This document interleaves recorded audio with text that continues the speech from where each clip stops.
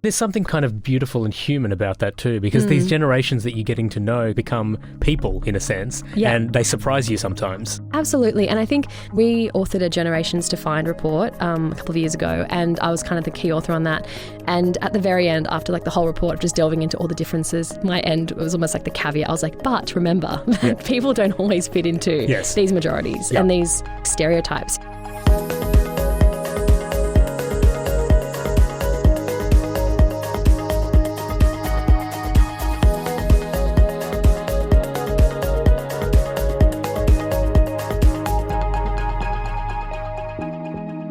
This is Life and Faith, a podcast where we explore different conversations about religion with a capital R by talking with people about human experiences, ideas and loves.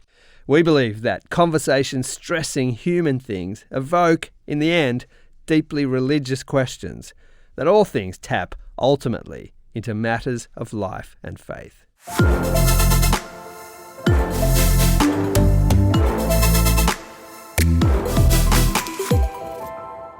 I am a millennial, but I'm in the end of the millennial. Yeah, I just made the cut, if that makes sense. Definitely baby boomer, peak baby boom. I am Gen Z. I'm millennial. I'm 30, so I don't know if that considers like a young millennial. Thank you. I'll take it. I'm Gen X, so I'm 60 this year. I'm just slip into Gen X. Welcome to Life and Faith from CPX. I'm Simon Smart. And I'm Max Jagannathan.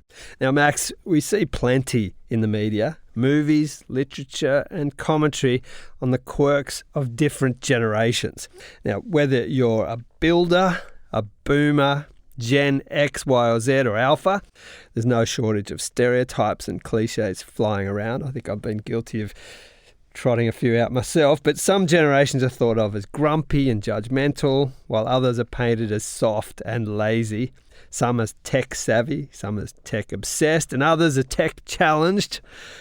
I won't go into where I might fit on that issue. But Max, there's more for us to learn beyond these generational stereotypes, isn't there?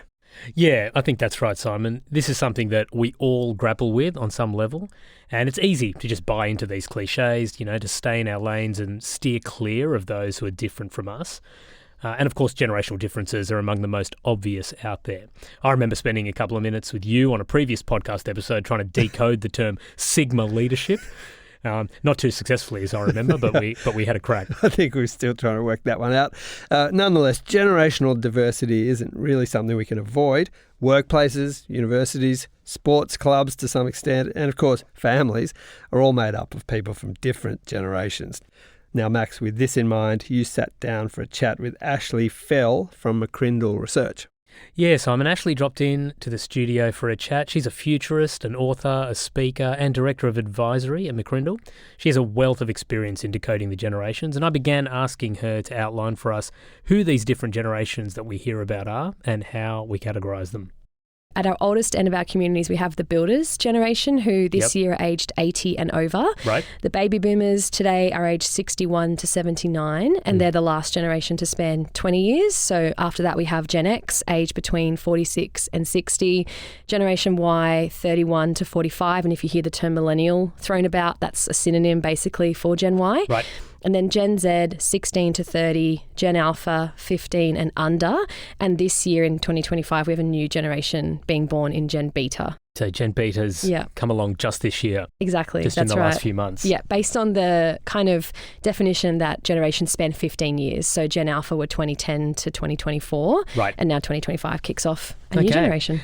Now, you're obviously working across data that covers all of these generations in part. Mm-hmm. But of these groups, are there one or two that you guys find your work focusing on more? And if so, why? I find that the baby boomers and the millennials get a lot of airtime in the media, and we get asked a lot to talk about them. And I think part of that is because they have those descriptive labels. Right. But in terms of our work itself, I find, I've been at McCrindle for almost 12 years, and I would say in a lot of that time, the focus has been on Gen Z, because people are thinking about the future and what's next and who's this young emerging consumer and employee and how do we attract them and how are they different.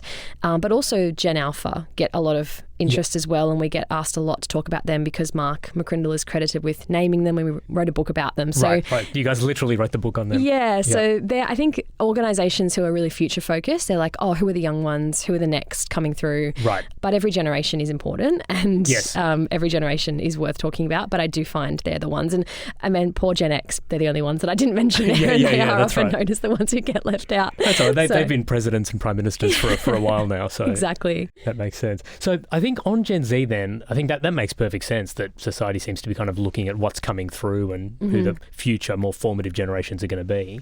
To talk about them, what are their main characteristics as you all see them? What does the data show? What are the trends when it comes to Gen Z? Yeah, we have 5 key sort of characteristics that we often assign to the world we live in today, and we really see that being expressed in younger generations because they've been shaped by really formative technologies and events. And those words are digital, social, global, mobile, and visual.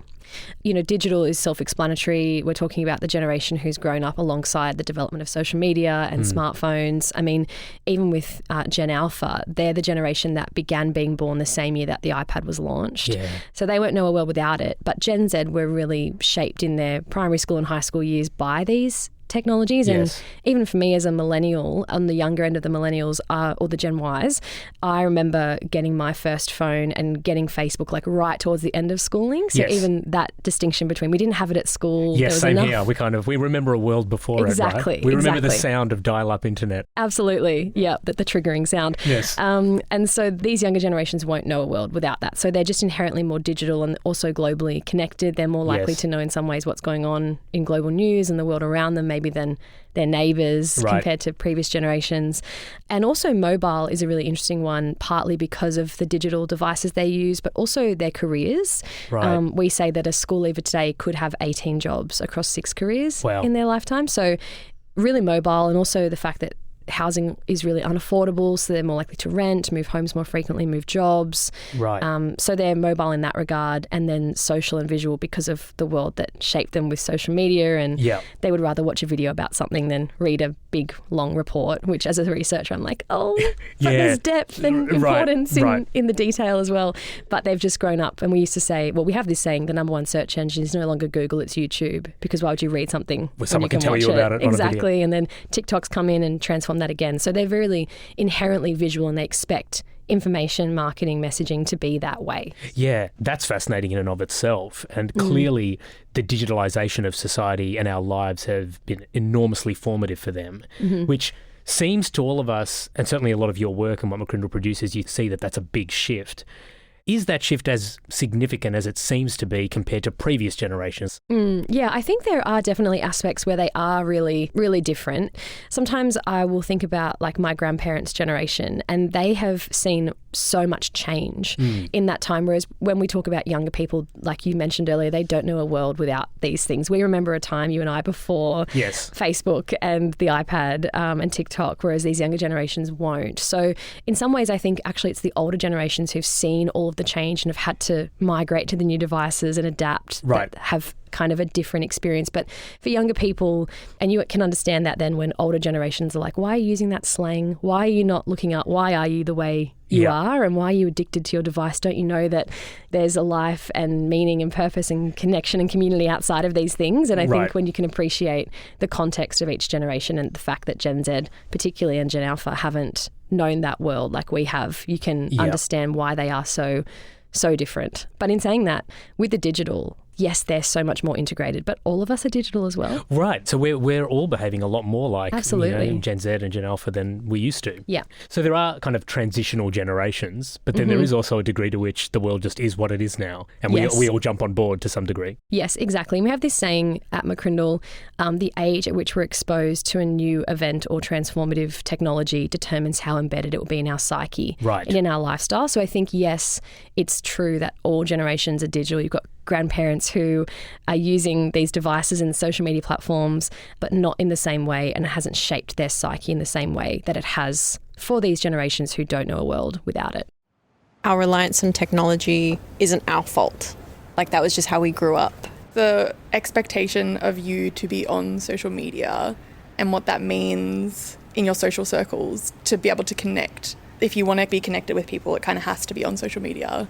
People kind of less likely to call or do face-to-face things. They'd rather just like quick message. Send a meme even. Something else that defines my generation, I think, is education. I was talking to a careers counsellor the other day, and she made a statement that actually scared me a little bit, where she said having a tertiary education is common now. A master's isn't something special. I think we're a generation that as a whole is a lot more educated across the board than other generations in the past, which is a blessing and also could be a curse. Huge change in our lifetime, technologically, socially, and work-wise, also in relationships, women's rights and so forth. I think we've had this like sense of obligation of breaking cycles in a way. Like I think we've kind of looked back throughout history and realised, right, there's so much that needs to be stopped. And if a lot of us could just say it and it stops with me and my generation, then perhaps there could be a lot of healing being done for the next generation. And so I feel like there's just been this obligation for our millennials to start that. Isn't the whole point that we were wedged between two more vocal generations and we didn't know what we stood for because we were overshadowed by those boomers? And then it always amused me when they went Gen Y and then Gen Z, but that wasn't why we were X. It was like X, what is X? I want to talk to you a bit about this word futurism, which is a fun-sounding word, but I know not just McCrindle, but a lot of people kind of in your professional expertise kind of throw around being a trend theorist and this sort of thing. It sounds a bit like you can tell the future, which is kind of cool. Now, is it purely analytical, or is there some degree to which you can extrapolate out into the future based on, you know, some of this generational data you're working with? Yeah, it's a really fun word to be assigned. And when I'm out at speaking at events, which is a big part of my role, I've introduced myself as a social researcher of a futurist, and then people say, oh, do you just pluck trends out of the air and how do you know what's going to happen? And I make a joke and I put up this Steve Carell sort of image that says I love Excel. And you know, we're all just a bunch of researchers at heart, and that is true. It's not just us thinking, oh, what do we think will happen? It's looking at a lot of data sets. It's data driven. It's data driven. It's extrapolating things forward, and that's from the ABS and demographic insights about a population right through to survey results and focus groups. But I think the thing with research that I've come to understand over time is that like it's so powerful and it's so informative and it's robust and important and we believe in it, but it really tells you a lot about where we're at the moment. Like when we survey people about their behaviours, it's hard to just to get from those pure research results what the future is going to be like. You have to have this element of like what we call like thought leadership, like the confidence to say this is where it's going, this is what we might see. And that's, again, that is still data driven, but in some ways it does require a little bit of forward thinking. And the way that we do it is we have a few kind of strategies that we use to, I guess, talk about that, or behaviours, what we call of a futurist.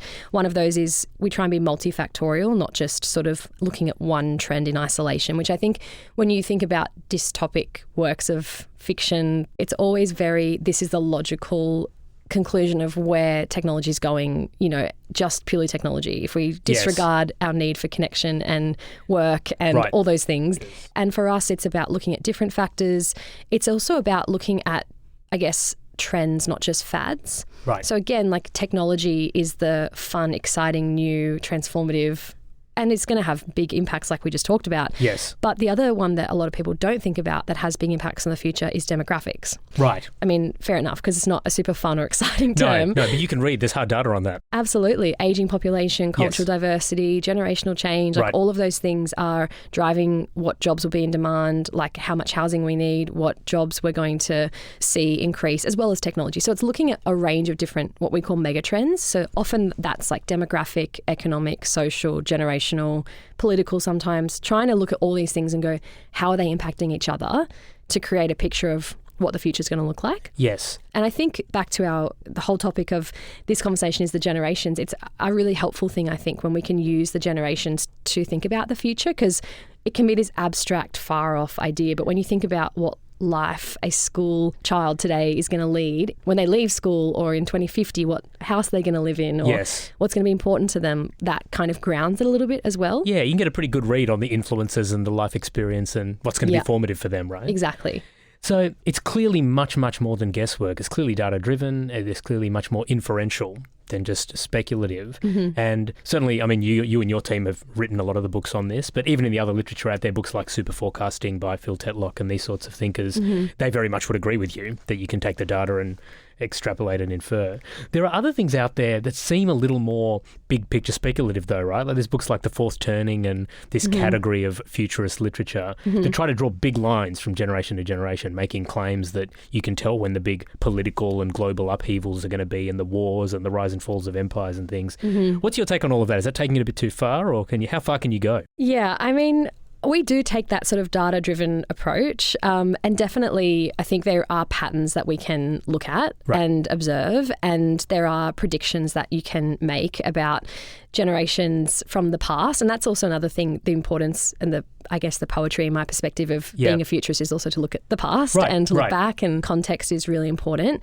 But yes, I definitely think our appreciation is for the context that's shaped each generation. Right. And so if we take Gen Z, for example, they've really entered their adulthood in a time of economic uncertainty and housing unaffordability, climate concerns, and I think that is going to shape. That's going to form them. That's going to form them and their values. But the tension and the question I often get asked at conferences and events is what's characteristic of a generation compared to what's characteristic of a life stage? Right. And so that whole, like, are Gen Z's values, if we round the clock back and looked at the baby boomers in their 20s, is there elements that are similar in terms of if that's just characteristic of people in their 20s? Of people going through their 20s. Exactly. Right. And I think my answer is both, which might seem like a bit of a cop-out, but I think there's definitely aspects of life stage, and we've done lots of different studies. One we did recently was about work and what each generation is looking for in a new place of employment. And it was really interesting because we gave like 18 different options and got everyone to rank them, and they were all really different across the generations. Okay. It was younger generations who want career development, learning opportunities. Gen Y, flexibility was the top because they're in their family forming years. Right. Gen X said remuneration, and baby boomers said convenient location. Right. And so the top one was all really different. Sometimes the survey results are like, oh, they're all the same.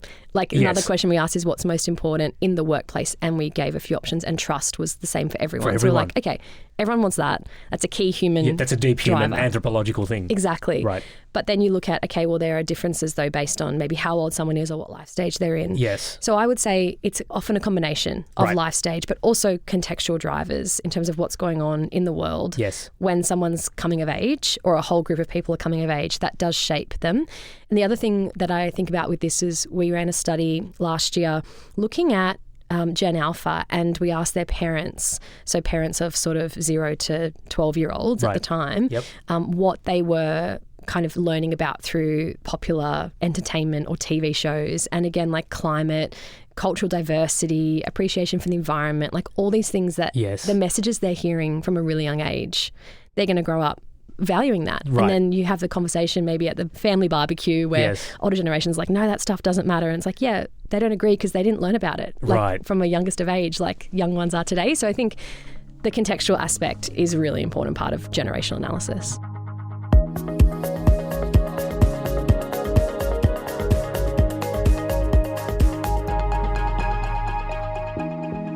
I suppose it's the same generational cry that each generation is seen as people within, they're not just stereotypes of parents or grandparents, or, that you're seen as people, not a generation. You're listening to Life and Faith, and we're hearing Max Jagannathan speak with futurist and social researcher Ashley Fell about how we can make sense of the world around us through a better understanding of each generation. Back to Max. There's an interesting quote from a former US President, Franklin Delano Roosevelt, who said, "To some generations much is given, to others much is expected." To what degree do you think this is true? And if so, how can you map that onto current generations? Oh, this is a really interesting question. I think that's a really great quote. I think there is some weight to it and definitely some truth to it as well. Like, I think the biggest example was COVID, and that was a recent event that all of us have just lived through, and defining impacts on the future of work and communication and, even the use of technology in our lives. I feel like that just exacerbated the path that we were kind of already on there. Right. But then I remember having conversations with people even just around like what was harder. This experience where you're really socially isolated and there's been a lot of sort of increase in loneliness and mental health. Right.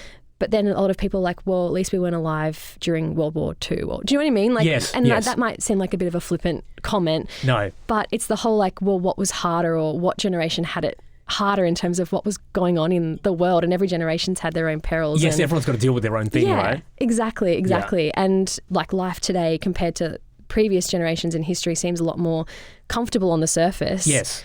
And convenient, but then in some ways that whole paradox of like we're more connected but we're more disconnected, we just see such high rates of loneliness among younger people in their most social life stage. They're saying, I'm so lonely. The most connected and most lonely generation. Exactly. And so you think, okay, well, we have ease and convenience today, but maybe historic, like compared to previous generations who are really well connected through churches, through community, through RSL clubs, whatever it might be. Maybe there's just so many different ways to measure who's got it better or harder. Yes. Yeah. With all of these, obviously the times are constantly changing. Do you see trends and patterns in the data that point to distinct values and moral systems that shift from generation to generation? Mm-hmm.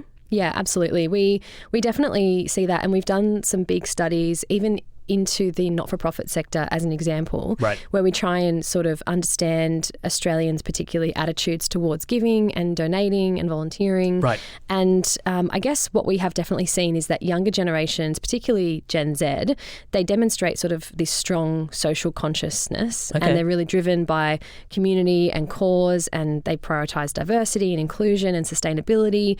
They're really into, according to our studies, advocacy. But then you've got the flip side of that, where older generations who might not be expressing as much interest in that, but they're still like the stable donor base and the loyal, like charitable givers, and, you know, they're driving that as well. So there's kind of aspects there. I mean, even with volunteering and engagement, we do see a mix of, I guess, engagement levels across the generations. Yeah, okay. And even Gen Z, and again, this is that, is it going to stay with them beyond their emerging sort of 20s life stage? Yep. But they tend to give to a range of different organisations and engage with different organisations, whereas older generations go, I've got one connection and that's who I give loyally to. And give a lot. Exactly. On average. Exactly. But then, you know, as well, just with younger people that, and we know from our studies, the biggest kind of connection to a not-for-profit or a charity is personal connection to the cause. Right. And I guess as you live more of your life, you have more things happen to you and your family, and you go, okay, this means more to me now because I've had more experiences.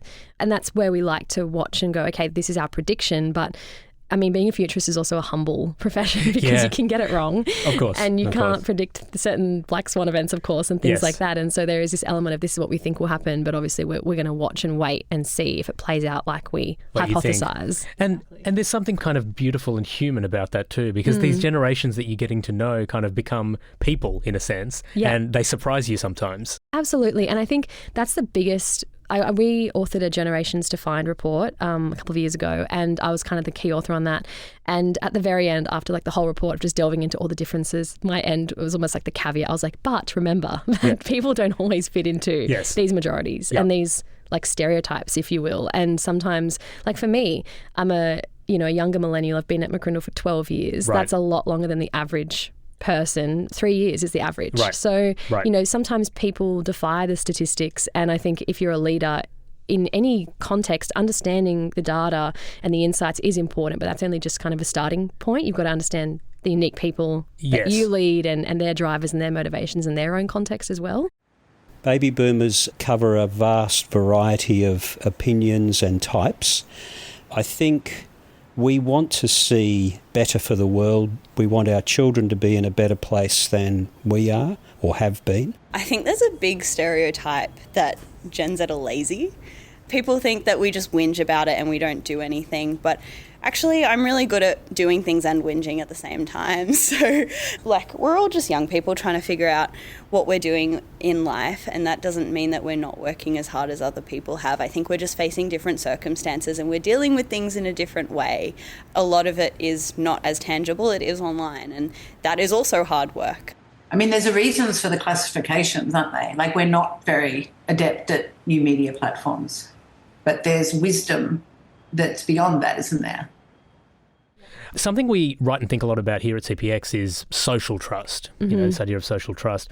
What are the generational trends you see out there in relation to that trust and distrust and how that's changing? Yeah, it's something we've been writing about at McCrindle for a few years now, just how the erosion of trust has kind of played out over the last few years, Right. And how organisations or churches or communities or whoever or leaders that can sort of build and maintain trust. It's such a precious aspect of engagement today. I mean, we've seen just so many royal commissions and like institutional trust decline. Institutional failures. Absolutely. And distrust even in sort of big business, big corporates, even in tech companies. We were kind of running some surveys last year about that topic. And even like this trend we've called digital detox, where it was really interesting. Younger generations who are the most tech savvy are also, it was something like 57% wish social media had never been created. I saw that stat. Yeah. And so it was quite fascinating, compelling to go, they're spending so much time on it, but they're acknowledging the downsides. And so even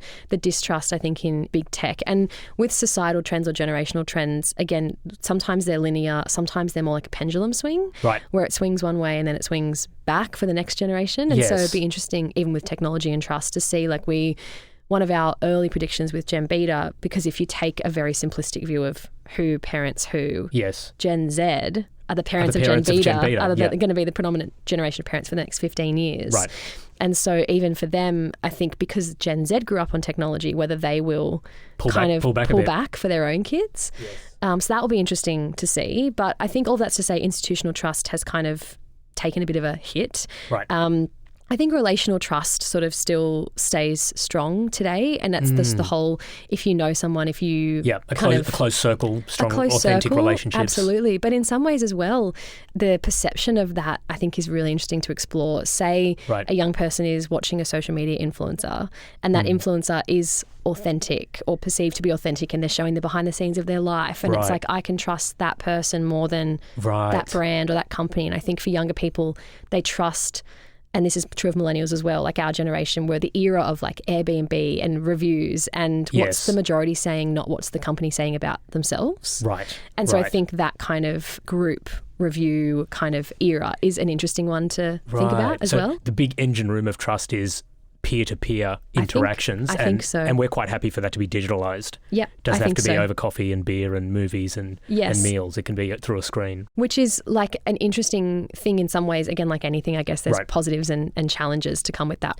Because even the influencer world, we see for younger people, they are trusting influencers. They're taking recommendation of them on advice and things like that because they feel like they know them. Right. But it's still a curated. Of course it is. It's not personal advice to you. There's like someone else's interest behind it all that's not yours. Exactly. That is a fascinating shift, right? Because even some of the older institutions that were and still to some degree are the engine rooms of trust, like churches and sports clubs and these sorts of groups, they're very much tapping into the digital connected space as well, right? Yeah. So they're trying to build their communities and keep their communities close with digital engagement. Yeah. And I commend those that are doing that, because I think you've got to go, I guess, in some ways where the younger people are to remain relevant and to connect with them and that sort of thing. And it's not an easy thing to get right for any sort of institution or brand or company or church.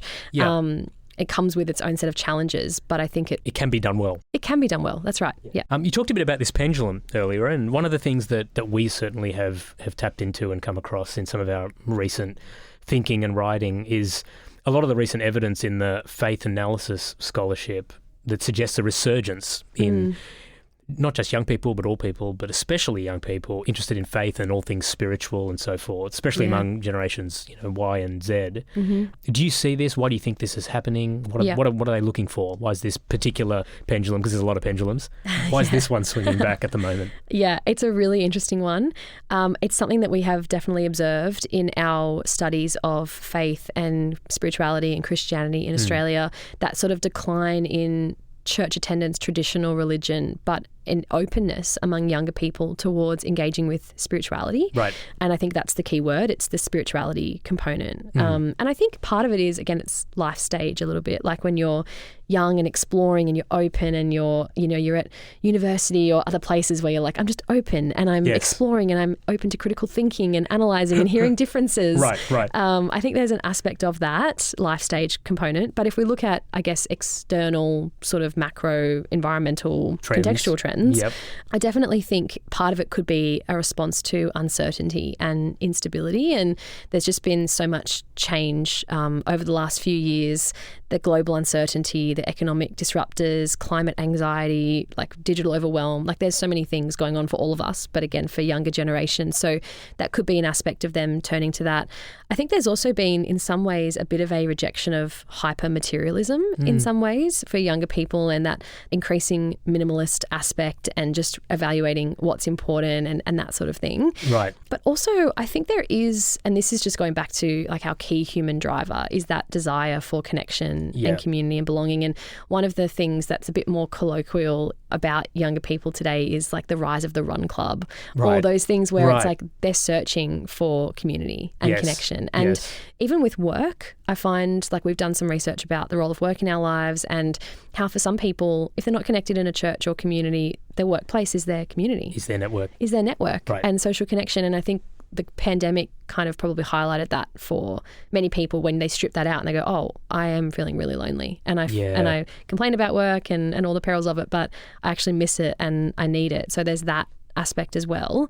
But the other one I would say is, this is a generation in some ways who has been shaped in an era of diversity and an appreciation of diversity. Right. And I think there is sometimes like it's great that they're open to spirituality, but there's also, and this is going back to my like uni days when I was learning about post-modernity, I think, where it's like everyone can have their own opinion and faith, and you do you and I do me. And I think that can sometimes be helpful because people are more open, but you're just constantly floating in uncertainty. It's almost like an element of apathy in some ways, where it's like, don't tell me how to live, but I respect that you can go and do your own thing. Yes. And so I think, it's kind of those ideas where those younger generations are being shaped in that era and that openness to spirituality. But it is an interesting one because I think the common discourse is church attendance is in decline, younger people aren't engaging with church or religion, but they are open to having spiritual conversations, which is hopefully a good way that people can open those conversations when there is trust between people and to be honest about why you believe what you do believe. I want to talk to you just briefly about, the wars of the generations too, because we do see plenty of mockery and caricaturing of people based on their age, and that goes both ways. Older generations sometimes just referring to younger generations as lazy and soft, or younger generations seeing older ones as kind of smug and asset-rich and out of touch. This is at its worst, right? Yeah. Your work and the work of McCrindle seems to be obviously about helping people understand different types of people. Mm-hmm. That's what generational research I see is at its best.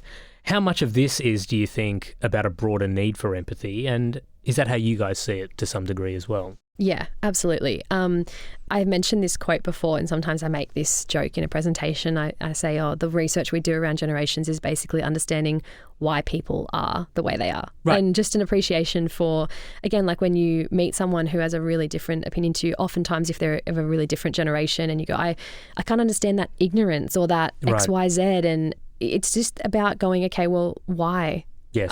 Why do they have that belief? And it's not to make excuses for everyone who has really outdated or unkind or whatever belief or, thoughts. But I think it is this aspect of going, okay, let's think about the context that has shaped them. And one of the slides I sometimes use in presentations, more for like a workplace context, is to look at the different technologies that have shaped each generation. And to remember that for older generations, there was a time when the fax machine was like new and exciting. And there was a time where it was the innovative new thing. And we were all thinking, what jobs is it going to take? And how's it going to disrupt everything? And now we're on the brink of that with AI and the conversations. And I remember I was at a caravan park over the Christmas holidays, and a friend, that we see every year, they know what I do for work, and they said, Ash, you might appreciate this. And they got out a magazine, and I opened it. It was from like the early 90s or something. Okay. And the article is, what is the internet? Wow. And it's like why you don't need to fear it and how you can be safe on it. And I just thought, wow, like that was thought leadership then. That was thought leadership back then, exactly. And so the new iteration of that is artificial intelligence. Right. But just understanding that each generation has been shaped in different times.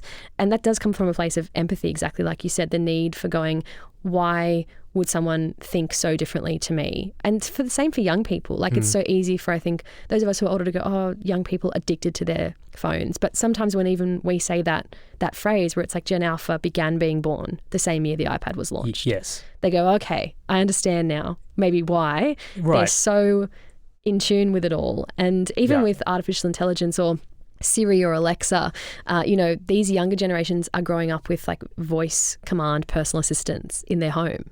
Right. Like play Bluey, play Peppa Pig. Right. What's the weather going to be today? You Right, know? And right, so right. all those of us who are older are going, oh, like that's just worlds away from the life we had. But when you understand that, you go, okay, that's why they behave in this certain way. It's what they're going through. It's what they're going through. And I do think it all does come back, like you said, to empathy and to having an appreciation for someone else's experience in their formative years particularly. Right. Who would have thought spreadsheets and data-driven futurism could boost empathy and compassion in society? I feel like the older generations had much more of a sense of understanding and purpose and direction on what to do and how to do it. You know, I barely know how to fix a hole in the wall. It's like, I don't know what to do. I'm just going to YouTube it. And so I feel like the older generations, they had a lot more go-get-em attitude. No, I can do it. No, I can fix this. I'll do it.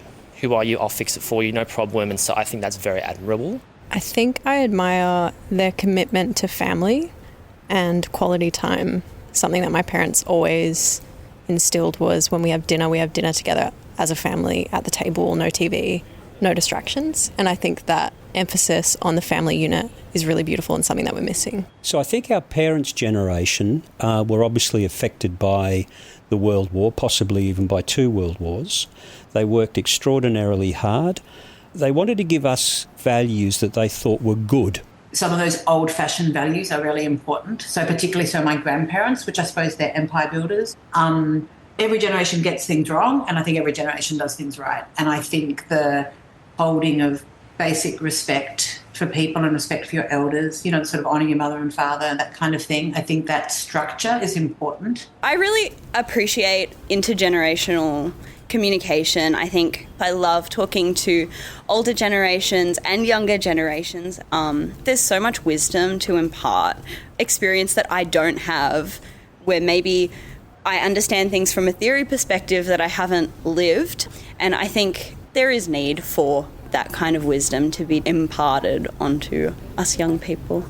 So younger generations, I think of my grandchildren, and I am so impressed with the way that they are approaching life. They're considered, they think things through as much as teenagers can, and by and large they're making great decisions. I think the world will be a better place because of them. There's something always energetic and energising about younger generations and what they have to bring. Like, the best society is a truly intergenerational one, not where anyone rules the roost. I mean, the combination of a wise older person and an energetic young person who's got all their neural pathways still working is incredibly attractive, isn't it? Ashley, have you got an everyday life kind of personal example that you can share with us about how a better understanding of a different generation has helped you? I think the biggest one is, you know, when I'm with family and all the generations are together, I think oftentimes that's where you get the most. That's a great melting pot, isn't it? It's a real melting pot. Like from, in my family, the builders right through to Gen Alpha. No Gen Betas have been born in the last few months into the family. But I think, you know, the idea that you can hear stories, and like my Olma, she's about to turn 92. Wow. And I love hearing about her life and how it's different. And then I'll look over and there'll be like a 9-year-old, you know, like playing and talking about Roblox and Minecraft.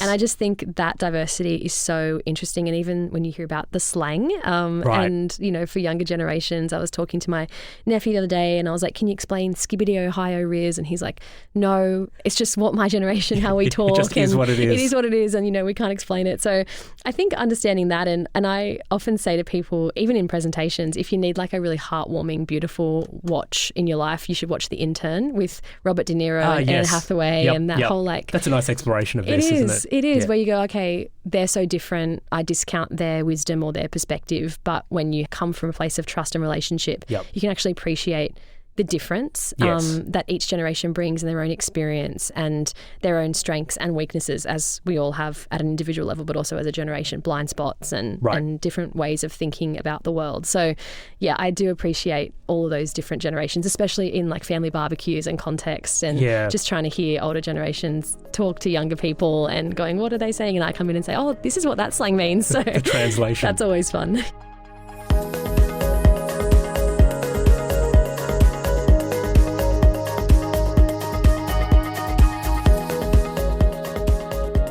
You've been listening to Life and Faith with me, Simon Smart, and Max Jagannathan. Thank you to Ashley Fell from McCrindle Research for a fascinating and insightful conversation. If you've enjoyed this episode, or if you've heard something that sparked your interest or was put in a way that you'd never heard before, we know that you know others who might get something out of it too. So why don't you share it with them? And leave us a rating or review. All of these things help get Life and Faith out to more people.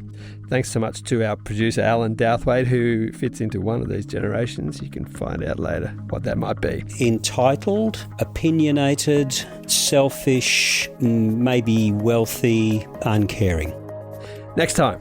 The great Western thinkers all pursued this to its logical ends, that if you have removed God, if you have, as Nietzsche said, erased the horizon, then what is left?